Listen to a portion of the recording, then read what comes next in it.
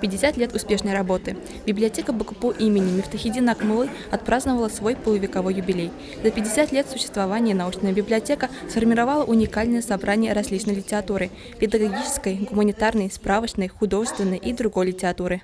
На сегодняшний день библиотека содействует вузу в выполнении учебно-воспитательного процесса и научно-исследовательских работ, а также подготовке настоящих специалистов. Для этого созданы необходимые условия для всех пользователей.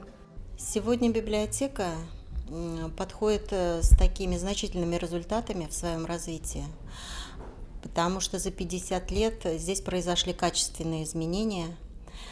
Уже, конечно, электронная книга вытесняет печатную. У нас появилась автоматизированная книговыдача, появился электронный читательский билет. Мы сотрудничаем с электронными библиотечными системами.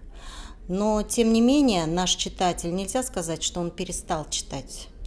Студенты читают, и читают много. Просто порой, наверное, не то, что бы нам хотелось, чтобы они читали.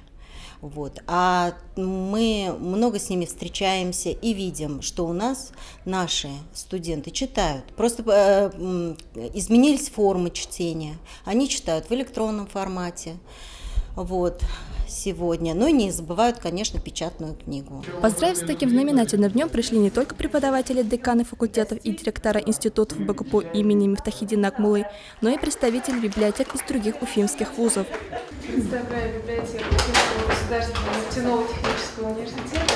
Я присоединяюсь ко всем поздравлениям и желаю оставаться такими же востребованными, чтобы также вас любило, обожало ваше руководство, чтобы читатели ваши были очень увлекающимися и всегда вам благодарными.